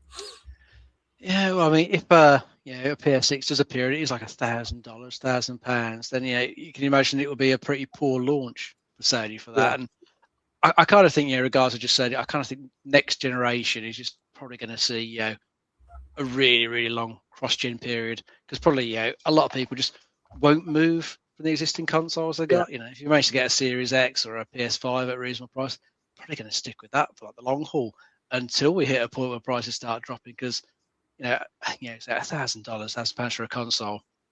It is just getting to the point where that does feel way too much for that sort of thing. We are used to them being like, 500 or less, really, aren't we, for the most part? So, coming out of that price, I can definitely see like the launch has been a bit weak. And what we kind of saw when the current gen stuff launched, there wasn't really much in the way of games that really came out specifically for them, was there? Xbox had nothing specifically for their consoles. They're just all the way. PlayStation had, was it Demon's Souls? I think was the only one at the time. Yeah. So I can't imagine they're going to have anything specifically out for PS6 only. because if they have a really expensive console with a specific game for it, it just wouldn't sell that much. Yeah, they'd be losing a ton of money on it. So I kind of think the next gen is mostly going to be probably just a bit averaging what it is. It's not like the good days where we went from like a NES to a SNES and it was an amazing jump. It's PS6 and the Xbox are just going to look like what a high-end PC is now. I reckon. So it's not going to be that exciting a launch, unfortunately. And I think most people are going to stick with what they've got for quite a long time, because these prices sadly show no sign of coming back to normal. Yeah. Arkham, your thoughts? Pretty much on with David. Sorry, I'm proper like. I'm just like, Jesus Christ. But no, I'm agreeing with Dave on this. Like, if it goes up to like £1,000, like I wouldn't be able to justify paying 1,000 for like a PS6. I'd be keeping on my PS5, PC, Switch, everything, whatever console's got for until the prices drop. Like, if it is eventually going to end up being like £1,000 for PS6s or like Xbox 720 or whatever's going to come out for it, the launch for it is, like what Dave says, is going to be quite poor, and there's not going to be that many people that are going to be buying the consoles. Like, if they're going to be that price. Yeah. No, I totally get it, because it's going to be a point where no one can play it. I mean, we had that fucking idiot going, gaming is going to be a premium experience for premium people, that blah, blah, blah. I was like, you elitist twat. I told you that in confidence, Max. Yeah, sorry. Didn't mean to out you, but can't believe you've done this. but they might have said that as a joke to, again, I think that was probably a Randy Pitchford, good old Randy, when he was talking about Borderlands 4. But I actually think there's more sense in that than him just spouting out crap, because it seems to be going that way. And if that's the case, that's very, very sad. Because gaming is enjoyed by all. And there you go, gatekeeping gaming from people who can't afford to it. And some people, it's a hobby. Some people, it's a bit of fun. Sometimes it's a family thing, family experience. It's going to stop a lot of people. Some people use it as a mechanism to cope with everyday life, because like their lives are so fucked up. It's like, just going to go play this because it's going to help me calm down and blah, blah, blah. Great. Whatever helps. But if it's going to stop doing that, it's going to fuck up a lot of people, because I can't do their favorite thing.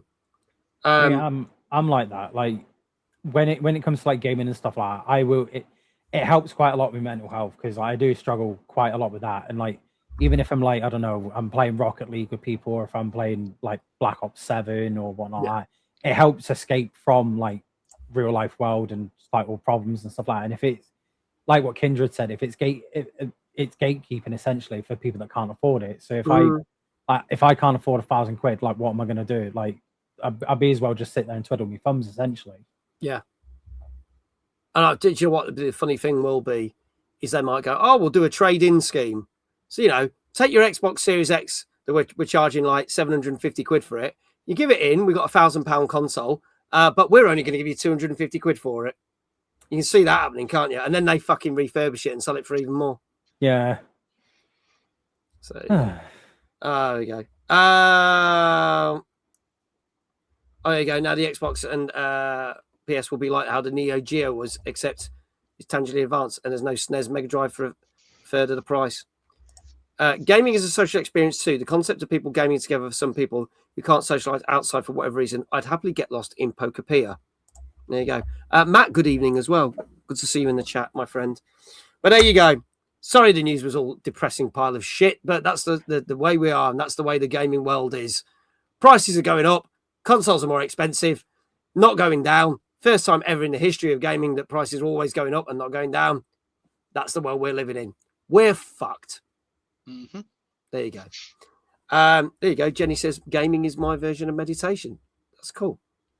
There you go. Yay! We're fucked. There we go. Let's move on to our final game this evening. This has been out a while, but this is a brand new collection which has lots of other additions to it. This came out on Thursday on PS5, Xbox Series X and S, and PC. And this is Dead or Alive 6 the last round. And I doubt that will be the case because I'm sure as much as they're milking the shit out of this, they'll milk more out of it. Let's have a look at the trailer. In the name of Luke Intentions. Don't make me laugh.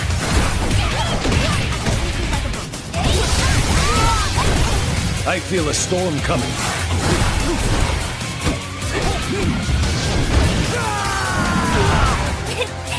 Yay, I beat you!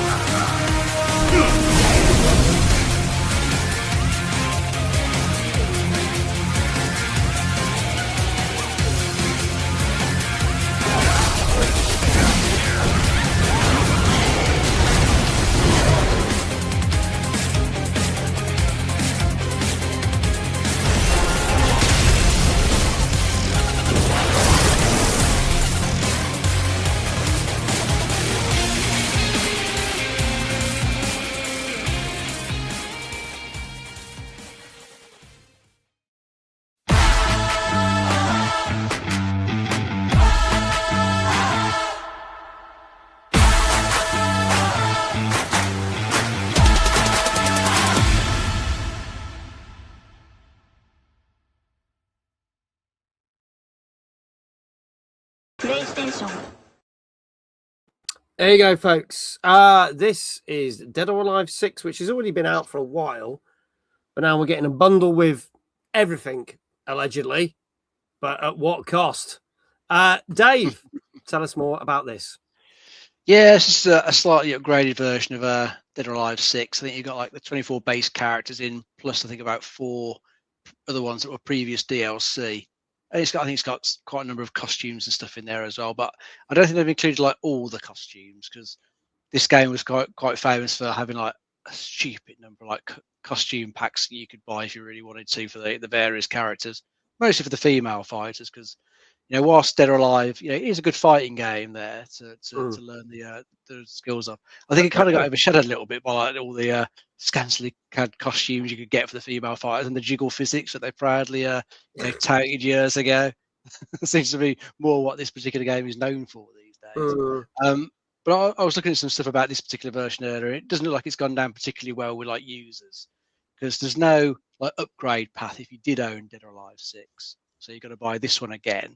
But then there's not really a huge amount that's changed to the game itself. They haven't gone and put stuff like crossplay in there to play with people on other platforms. But it apparently doesn't include the rollback netcode, which is the preferred type of way to play online. So online can apparently be a little bit iffy.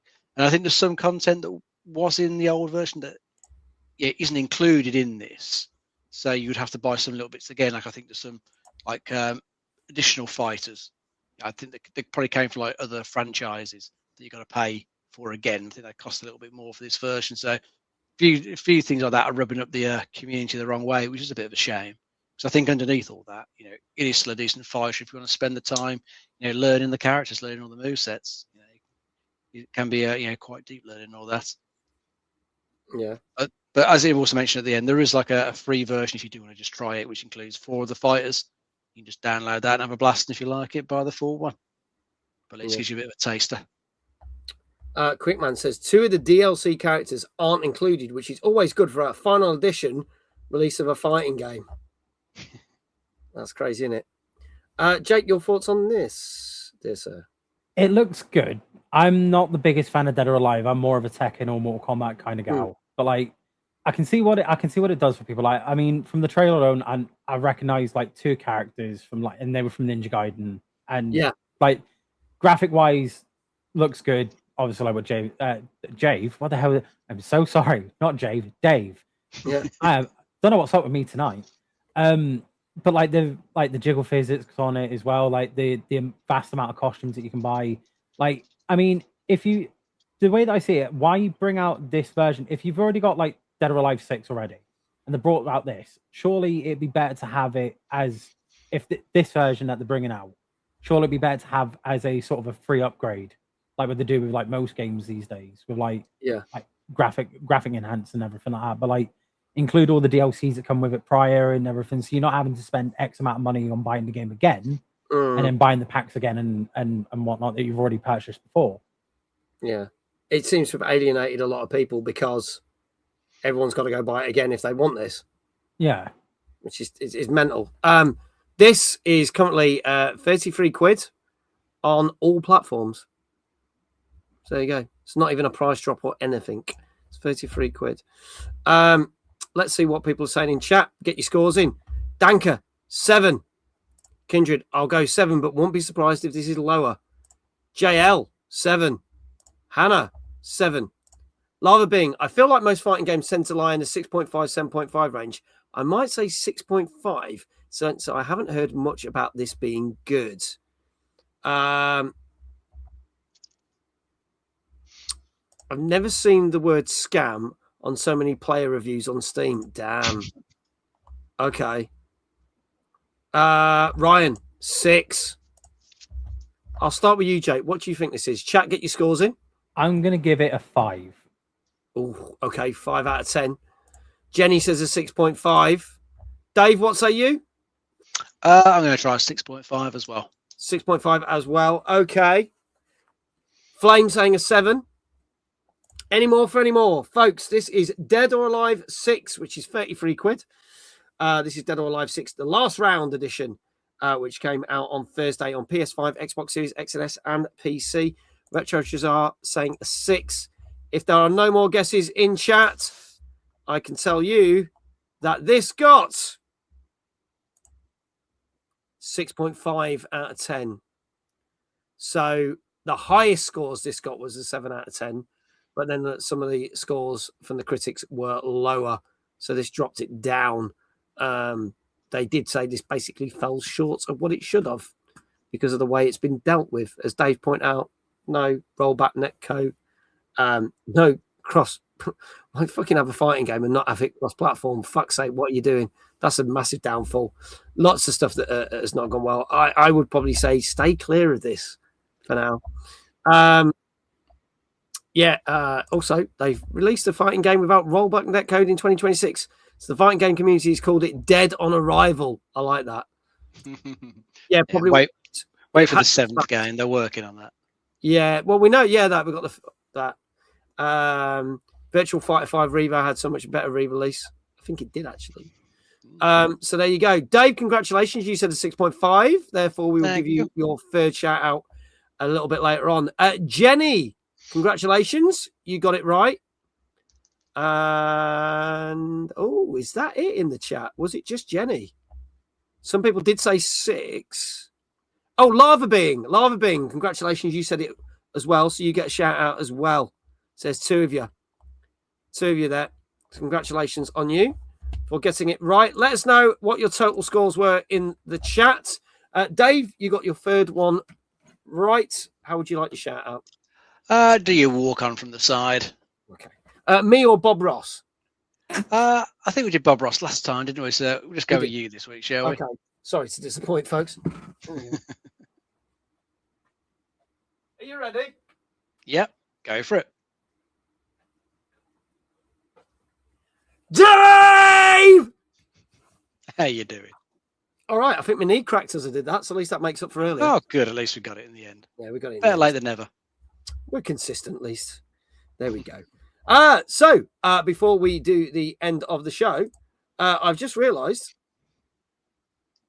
Is that right? Has that worked? I've just realised that something doesn't look right. No, shit, that's not right. So I'm going to have to do this by... Sorry, folks, I'm going to have to do this. I won't be able to put it on screen. Something's gone wrong with the chart thing. So it's not working. Never mind. So we normally look at different charts. You'll just have to picture that it's scrolling across the screen. But we are looking at the retail charts. Do you know what? I can be clever here. I can display it in a different way. Do you know what? Let's use a website. Just so people aren't... No, that's completely the wrong website. Here we go. Got it. just so people aren't disappointed, because I do like to see it, and I'll try and do my best to make this as exciting as possible. I don't know what's happened to the thing; it's completely gone a bit wonky. So, while I set this up, I'll just get this on here. That might work. You might be able to see that. I don't know. Just to picture this. Obviously we did the PlayStation charts last week. This week we're doing the UK retail charts again. Couple of things. Last week in the retail charts were two games that we talked about on last week's show. UFC 6 went in at number 5 in the charts for UK retail. And The Adventures of Elliot, which Dave's played the prologue for, went in at number 6. So let's see where they are in this week's chart. Also, for the first time ever, Mario Kart World was out of the top 10. And Resident Evil 9 Requiem dropped out of the top 10 for the first time since it got released back in February. So, with the magic of I need a backup plan, let's make this work. I'm going to do this. Let's see what we've got in the top 10 UK charts. I hope you can see this. This is about as best as I can do. At number 10, going up 29 places, we have Resident Evil 3. At number 9, dropping 2 places, we have Lego Batman Legacy of the Dark Knight. At number 8 is a non-mover with Pokemon Pokopia. At number 7, going back up 4, Resident Evil Requiem. So it's back in the top 10. At number 6, going up 3 places, we have Football Manager 26. At number 5, last week's number 1, 007 First Light drops 4 places. At number 4, dropping 1 place, is Tomodachi Life. At number 3, going up 1 place, is Cyberpunk 2077 Ultimate Edition. A non-mover at number 2 is EA Sports FC 26. And we have a brand new number 1 with Star Fox on the Switch 2 is this week's number 1 game as of the charts yesterday. Interestingly enough, the only other new game to chart this week was the Rayman 30th Anniversary Edition, which went to number 12. Obviously, last week's new games, Adventures of Elliot and UFC 6, have dropped out of the charts already. But here's the interesting thing with our new number 1. Star Fox has sold 70% more copies than Star Fox Zero and has practically... Oh, sorry. No, I've got that wrong. Sorry. Star Fox has sold 70% more copies than Star Fox 3D and has sold double the amount of Star Fox Zero. So there you go. So this new Star Fox hasn't outsold the original SNES one, but in its first week has done very, very well. So there you go. Those are the charts for this week. Let's have your thoughts, Dave and Jake, and anyone in the chat. I'll bring up things. There you go. Yeah, I mean, most of it's fairly expected, I think, especially with the football on. So you got the manager and EA Sports in there. So yeah, no surprise there. Kind of surprised to see Resident Evil 3 back in there, though. It's a good game. Not as good as it could have been, in my opinion. No. I would have thought you'd see Resident Evil 2 or 4 really over number 3, but well, I guess there must be some sales on people. There's got to be a sale because it's shot up by 29 places. Yeah. So it's still a good game. I enjoyed it, but I just kind of wish there was more to it. Felt like they left too much out from that one. I'm with that. Like I could go on a massive rant about Resident Evil 3 remake right now. Like I know, like I was very disappointed in Resident Evil 3 remake just solely because they missed out so much from the original that they could have implemented in the remake. Like, and in no way am I sort of like besmirching like the people that worked on the remake, like Jeff Shine, Nicole Tompkins. They did like stellar work. But I feel with the Resident Evil 3 remake, they could have at least they could have taken a page from the 2 remake that they've done an amazing job with, and you like added loads of things from the original PS1 Resi 3 into the remake. But like I am genuinely shocked that it has gone on to number 10 because it's like I thought that wouldn't have sold just as good as Resident Evil 2 and Resident Evil 4. Yeah. It's interesting because obviously when Requiem came out, they were doing deals on all of them. We saw 2, 3, 4 remake all chump back into the charts that week.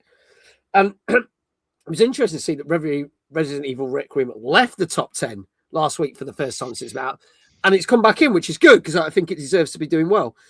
But yeah, it is a surprise that's gone into. As Dave says, there's got to be a sale. Also, Football Manager 26 is at number 6. That came back into the charts again. World Cup related. You know what's funny is 007 knocked Lego Batman off the top of the charts. Lego Batman's now holding in there at number 9. 007 was there for 4 weeks. Then it got knocked off by the opening of the World Cup. So EA Sports went in. Then it went back to number 1 last week, but now it's number 5. So 007's like drops. And the fact that Mario Kart World has dropped out the top 10 for the first time since its release in May is fascinating. That's done very well. As someone mentioned, Mario Kart 8 was in the charts for a long time. We've seen Mario Kart 8 keep popping up in the charts every so often as well. Even now in 2026. I'm very happy that Star Fox went to number 1. And still going strong. Pokemon Pocopia and Tomodachi Life seem to be doing very, very well. So again, very, it's half and half. Half of that is Switch games in that chart. And then the rest is games you can pretty much get on everything else. So there you go. We will have more charts for you next week. And even if the thing doesn't work, the ticker doesn't work because it just keeps coming up saying error, we'll find a way like we did. You probably couldn't have read that on that small screen, but there you go. I quickly typed in UK retail charts and got that. So I just chucked it on the screen as quickly as possible. And there you go, folks. That is our show for this week. Thank you so much to our wonderful guest, Jake, aka Arkham Fan. No, thank you for having me. Thank you for having me.